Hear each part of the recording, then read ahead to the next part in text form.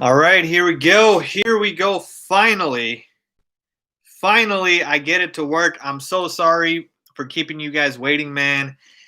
Technical issues, that's what you can blame. So, welcome to the live. I wanted to do a Q&A after that incredible victory yesterday over the Bucks, our statement win of the season so far, and just take some questions, man. What's going on? Um, Let me know in the chat. What's good if you guys can see me, hear me? Joel, what's good? What's going on? So yeah, just talking about the game last night. Obviously, if you guys haven't seen my recap, go check it out. I literally talked about everything in that game. So don't need to recap all that here. This is really just to take your guys' questions for about maybe 10, 15, 20 minutes, and then I can get on out of here. It's been a long day for me, guys. As you can tell, I'm exhausted, and then we got the NBA Finals starting very soon, and I got to go watch that. All right, so super chat if you want your question answered right away. I'm going to go ahead and scroll up here and see what questions there were. But yeah, if you guys want your question answered right away, submit a super chat. Yo, Faiz, you trying to trade for Graham in fantasy? I am not. I'm good with Jimmy Graham. Actually, my tight ends in the FST leagues are actually awful. I have Jack Doyle and Mo Alley Cox, and both of them are just eating into each other's production. So as much as I would like Jimmy Graham as an upgrade over those guys, I'm not sure if that's really going to put me over the top. So if you want those two for Jimmy Graham, sure, Joel, I'll take it. What do you think the Bears' record is going to be, and will they win the NFC North? So if you guys have not followed my channel since the preseason, you guys should know those that have followed my predictions. 10-6 is what I have the Bears finishing at record-wise, and I do believe they will make the playoffs, but they will not win the NFC North. I said the Packers would win the NFC North at a record of 11-5, and it's so funny right now. It's literally that close. The Packers are 4-0. The Bears are 4-1. Like literally a difference of a half a game. And so, no, I have the Packers winning the NFC North. It looks like they will, but I have the Bears making the wild card and a playoff spot. As a Bears fan, I'm happy we got the win, but it's still a lot of work we got to do, and it starts with the play calling. Look, absolutely, the Bears have a lot of work to do. Absolutely. There's no doubt about it. This team, and I said this, I tweeted it out, and I even posted on Instagram. This team is 4-1, and we haven't even seen this team close to their full potential. I'm talking about putting together 4 good quarters. Haven't seen that at all. And so, yeah, absolutely. Imagine 4 good quarters of quarterback play, 4 good quarters of solid wide receiver, solid play calling, solid defense. Folks, look, it's a long season. There's a lot of teams that are struggling and are 1-4 or 0-3. Just be happy about the 4-1 that we're doing this even when we're struggling. So imagine how good we can be when we're clicking on all cylinders. Donald Phillips talking about, hey, Faiz, could you talk about the injury to Daniels and his replacement? Yeah, this is a big one that I actually didn't get a chance to talk about. James Daniels, our offensive lineman, he is out, I believe, the entire season with a torn pec. So that's a big loss. That's a big loss for the Bears, who already have a pretty inept offensive line. Now we are going to have Alex Barr step in. He stepped in for him last night. And so I believe he's going to step in for him again and for the foreseeable future. Do I believe we are going to get a replacement for him outside of somebody internally? I doubt it. If you remember the entire offseason, the Bears had multiple chances to acquire offensive talent. All they really acquired was Jermaine Afidi from the Seattle Seahawks. And that's it. They didn't go after any big offensive linemen like Larry Warford or Jason Peters or anybody like that. And what that showed me was that the Bears were going to go with a belief in the scheme over the talent. And so that is going to be put to the test now, because you're losing talent.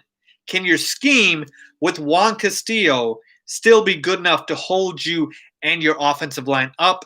I believe the Bears will try to replace him internally with Alex Bars and other depth pieces we have. But more importantly, I believe this is going to be a philosophical change in terms of the play calling and how we deal with this. Because if our offensive line just cannot protect, I believe it is on Matt Nagy to understand that we cannot do 7-step dropbacks. We have to get the ball out quick. Nick Foles needs to get quick, decisive throws. He cannot take deep shots because our line can't protect that long. So to answer your question, Alex Bars is the immediate replacement. I really don't see the Bears going out and signing an offensive lineman because they just haven't done it all offseason, all season when they actually could have, and they did have the depth to do it too. Why is everyone always hating and wanting the Bears to fail? Listen, I think that is a product of the fact that the Bears don't have a superstar quarterback, and so no mainstream media, I assume that's what you're talking about, the mainstream media here, they don't like seeing teams that don't have, the all-pro quarterback succeed because it's not fun. And you know what? So be it. We're not the Packers. We're not the Chiefs. We're not the Seahawks. But damn it, can we win football games? Yes. When will Artavius Pierce play? When will Riley Ridley and Juwan Williams move up the depth chart because Miller's soaking up snaps? That's a good question. Thank you, Elvis, for asking that. Artavius Pierce, I highly doubt we see him play many snaps, if any, unless we get another injury. You already see now, even with Tariq Cohen out, he's not getting playing time. It's Cordell Patterson behind David Montgomery. David Montgomery is getting everything, like 80%, 90% of the workload. And then the 10, 20%, it's Cordell Patterson with like majority of that, and then scraps literally for Ryan Nall. So, no, I don't see Artavius Pierce getting much work. Riley Ridley and Juwan Williams, this to me is frustrating because I absolutely want to see them. But we know right now the depth chart is Allen Robinson and then a big drop-off. You got Darnell Mooney, Anthony Miller, and really that's about it. So to answer your question, the only way I see Riley Ridley and Juwan Williams moving up the depth chart is if Anthony Miller does not play well. Anthony Miller and or Darnell Mooney have to kind of play poorly for them to get benched and these other guys to move on out. That's really it. And we also have Ted Ginn. People forget about him. Let's see here. I hope we'll beat the Packers at least once this year. I believe we will. I believe we'll beat them at least once this year. Don't overlook Carolina. Nobody's overlooking Carolina. Heck, let me just enjoy the damn win over the Bucs, please, will ya? Like, nobody's overlooking that. Bears won on Thursday. I don't work this weekend. I can just chill and watch football on Sunday and enjoy football with the content heart. Today was a good day. Yeah, absolutely, man. No Bears to worry about this Sunday. Not worried about it in the sense that I don't want to watch them, but now we just watch the other teams knowing our team got a dub, all right? So we're chilling. All right, we got a super chat from Jeremiah. Appreciate you with the super chat. If the Bears somehow don't make the playoffs, who loses their job, Pace or Nagy or both? Look, if the Bears don't make the playoffs, but they finish like 9-7, I don't think Pace or Nagy lose their jobs. If they miss the playoffs and this team somehow just, again, we're 4-1, but if this team somehow collapses and we finish 8-8, right, or 7-9 or something crazy like that, I believe they are both gone. People forget they're a package deal. You don't have Matt Nagy without Ryan Pace. You don't have Ryan Pace without Matt Nagy. And the reason why is because Matt Nagy was handpicked by Ryan Pace. And so if Matt Nagy flops, that means Ryan Pace flopped, and so Ryan Pace would go as well. So to answer your question, if somehow the Bears just implode, it's going to be both. Thank you for the super chat. Malcolm, no questions for me, man. Just so proud to see its growth. I met you at the jump, and you've improved a ton. Appreciate you, man. Listen, I appreciate you guys so much. I can't wait till like COVID is gone so I can meet all you guys, and I'll definitely do like a meetup and stuff like that. It's so fun interacting with everybody. So yeah, just pray for COVID to be over. I'm gonna get through these questions. Scroll down here a little bit, but again, if you want your question answered right away, super chat. For that, what's up, Faiz? What's going on? Way too many flags last night. I agree.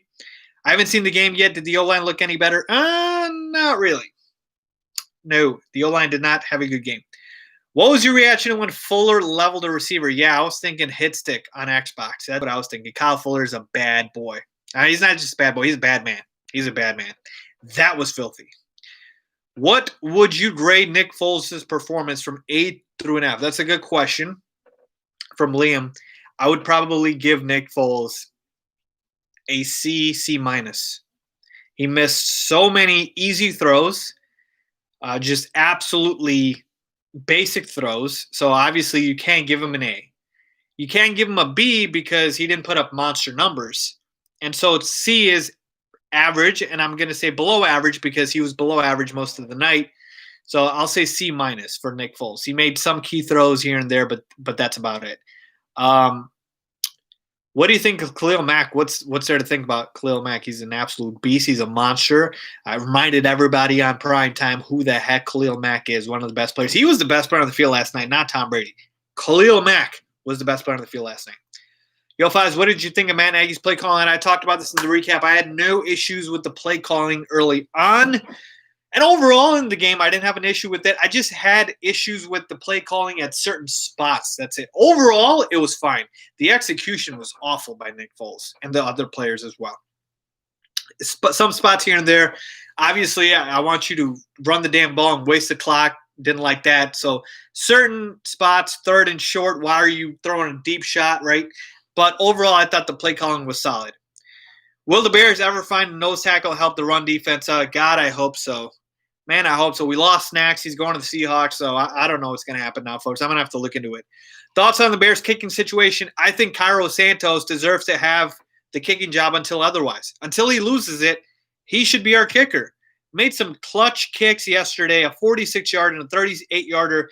Give the man the starting job until he proves otherwise. I'm sorry, Eddie Pinero. He got hurt. He's got an injury. I'm sorry. That's what happens. Tom Brady got a starting job in this league because the starter ahead of him was hurt, right? So Drew Bledsoe. That's what happens. Who do you think will fill in for James Daniels? I've said this before. Alex Bars, Jalen Johnson for Defensive Rookie of the Year. Yeah, he needs to get more recognition. Start Teddy 2 gloves, Teddy Bridgewater, or Jimmy G in Week 5. Start Teddy Bridgewater. You won't regret it. You also said the Bucs would win. Listen, guys, I know that you guys follow me for the Bears analysis, but I don't understand how you guys expect me to pick the Bears every single week when then it would prove that I'm not an objective analyst, right? So if I'm picking the Bears to win every week, what good does that do for you guys even watching my videos? I have to be objective, all right? And the thing is, last week when the Bears lost the game against the Colts, I picked them to win. So last 2 weeks I've been wrong. So I'll admit that. Nobody can be right. I was right the first 3 weeks. But imagine if I just said they would win last week and they would lose last week and win this week, right? So, again, I'm not going to regret that. I'm not going to say I should have picked the Bears because I'm telling you, I can't pick the Bears every week to win. You guys know that. Or else you wouldn't consider me an objective analyst. What's up with Cole Kmet? Yeah, Cole Kmet. We haven't seen a lot of him. Only one catch on the year.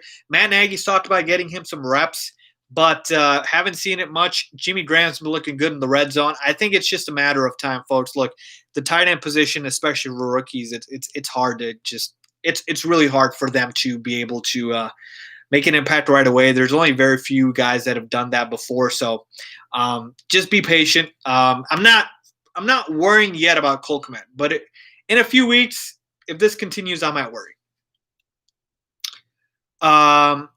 Bench wide receiver 2 flex. Larry Fitz, Josh Reynolds, and Darius Slayton. I would put Darius Slayton as your wide receiver 2 flex, Larry Fitzgerald, and bench Josh Reynolds. Do you think we'll take a quarterback in the first rounds in the upcoming draft? And if so, who would you want? I'm not going to give any names as far as the draft picks and stuff. I need to go ahead and do more research, and I need to give you guys the best analysis. But in terms of drafting a quarterback, absolutely. Our future quarterback is not on the roster. He's just not. I'm sorry, Tyler Bray, you're not either. All right, a future quarterback. So I say keep drafting a quarterback until you get it right. Keep drafting one. Go for Trevor Lawrence. Yeah, we're not getting Trevor Lawrence. You need to be the number 1 seed to get Trevor Lawrence. We're not going to be the number 1 seed. That's probably going to be the Jets. Or the Giants. Who knows? Let's see here. Where do you think Mitch will go? Do you mean like where Mitch is going to end up after the season? I mean, we're not – so – Mitch Trubisky's gone from the Bears. We know that after this season. He's going to be a free agent, and I wish Mitch the best of luck. He's probably going to get a backup gig somewhere. I'm not sure where. Maybe New England. You know, some place. I have to think about it right now. Maybe Washington football team, they could use a quarterback. We got another super chat. Lucas Kimball. Yo, Faiz, at this point, it's clear that Nagy isn't a horrible coach, but his play calling is suspect. Do you think Foles can get him to bend? Great question. And let me just say this. Did you guys see the broadcast showing that Nick Foles and Matt Nagy kind of going at it? And you could see Nick Foles literally yelling at Matt Nagy like, yo, let me run up tempo. Let me play with pace. Why did you slow us down? That's what it kind of felt like he was saying. And what I loved about that and what the super chat just asked is Nick Foles brings credibility. He brings a sense of respect because Nick Foles has a Super Bowl and a Super Bowl MVP. Matt Nagy, for all the fact that we've loved him and he's got a Coach of the Year award, he hasn't really won anything. So when it comes to Nick Foles and Matt Nagy has to listen to Nick Foles because Nick Foles can say, listen, I've won a Super Bowl in this league. I know what I'm doing here, okay? I might not be, a Hall of Fame quarterback, but I have won a Super Bowl MVP. And so what that does is it forces Matt Nagy to listen. And you could see Mitch Trubisky kind of come in the back and just he's like trying to be a fly on the wall and just listen. And with Mitch Trubisky, it felt like a father-son relationship, right? You could never tell anything to your dad because whatever Nagy says, I got to do it. And I'm pretending that's Mitch Trubisky, right? And this was a problem because I always said Mitch Trubisky needs to run the football, needs to take off. He would never do it because the play call was never to take off and run. But sometimes you should do that. But Mitch would never do that. Why? Because he could never stand up to Matt Nagy. So, yes, I believe Nick Foles has the credibility and the cachet to stand up to Matt Nagy. If the play call is not good, change out of it. Just tell him straight up, scrap that. We're not doing that. We're running this. I believe Nick Foles can do that. And that is actually the best part about Nick Foles. I actually thought about that this morning when I saw that clip. If you guys haven't seen it, go watch it. It's great. It's a clip of Nick Foles and Matt Nagy on the sidelines. And Nick Foles is like going crazy. He's just like looking at Matt Nagy like, let me run up tempo. Let me do this. Let me do that. And Matt Nagy's just standing there. So, yeah, to answer your question, absolutely. I believe Nick Foles can tell Matt Nagy that. Long-time listener / fan, you deserve more subs. Appreciate that. Guys, I really appreciate the love. And, yes, we need more subs here. Spread the damn word everywhere. All right? I'm trying to get the Bears on the national map, and it's my goal to do it, okay? Obviously, I can talk NFL too, and I don't just talk Bears. I talk NFL and NBA. But my goal is to get the Bears on the national map because one of you guys brought it up too. Why don't the Bears get talked about more? Why do they get so much hate? I'm here to change all that. So spread the word if you guys can. I really would appreciate it. Follow me on all my social media links. Let's do it, man. I got big things coming up for the channel, but really, really do appreciate it. A couple more questions here before I get on out of here. So I answered that one. Where will Mitch go? Yeah, like I said, I don't have a team in mind right now. It's hard, but yeah, he's going to be a backup quarterback. I don't think any team's going to give him a starting job. We got another super chat, Everyday Barbecue and Cooking. Keep up the great work. Appreciate you. Thank you so much, guys. Thank you so much. Do you think David Montgomery will get more carries against the Packers? I'm not even looking forward to the Packers game, but I'm going to tell you right now, a little preview. Start David Montgomery next week against the Panthers if you have him in fantasy. Just saying. I'm calling it right now. Next week against the Panthers is the breakout game for David Montgomery. You heard it here first. 100 yards rushing and a touchdown at least. We got another super chat. Chris Lopez. Hey, Faiz, we have a better start this year than in 2018. Wow. Actually, you were right. I did not even think about that. That is crazy. And you guys want to know something else that's crazy? Is the fact that, the last time the Bears had 3 comebacks by, I think, 10 or more points was in 1985 when the Bears won the Super Bowl. I'm just saying. So, great stat. Thank you for bringing that up. So, yeah, I would love for us to obviously win the division. Do you think we'll ever find our quarterback of the future? Yes, guys, yes. Stop being so depressed about this. We're going to get the quarterback of the future. Eventually, you keep trying enough times, it'll happen, okay? The important thing is to try. Just keep drafting quarterbacks. Let's see here. Any other super chats? I'm just trying to make sure. Evan with the super chat. Appreciate you, Evan. Thank you for that. But yeah, guys, listen. Here's what I'll tell you guys, okay? We're 4-1. Enjoy it. Please enjoy it because it's hard to win in the NFL. You guys know that. I shouldn't have to tell you guys this, but I will. And this team is still literally trying to figure things out, and they're 4-1 while doing so. So enjoy it. Got another super chat from Kavan. Colts game equals 2018 Dolphins game. Bucks game equals 2018 Rams game. That is a great comparison. I didn't even think about that. I remember that Dolphins game. That was awful. Thank you about that. Jeremiah with another super chat. So appreciate you. Sanu just got released. You think he helps our team or not? Nope. Mohamed Sanu is washed. He is absolutely washed. He belongs next to my dryer at this point because, he can't do anything. New England cut him. Then San Francisco cut him. Yeah, it's a wrap. We don't need Mohamed Sanu. I'd rather give Riley Ridley and Jawan Wims more of a chance. Like I was saying, guys, so we're figuring things out. We're 4-1. The schedule is going to get harder, but next week we got the Panthers. Then I think we got the Rams. We got Packers. It's going to ramp up, but get ready. I'm going to do a lot more of these. I'm actually going to try to do weekly lives, so hang tight in there, guys. But, I just want Bears fans to understand how lucky we are. How lucky we are that we're not the Jets, we're not the Giants, we're not the Jaguars, these incompetent teams. So appreciate that, guys. And I'm going to go ahead and get out of here. But, look forward to that. Follow me, guys, and I'll talk to you guys later.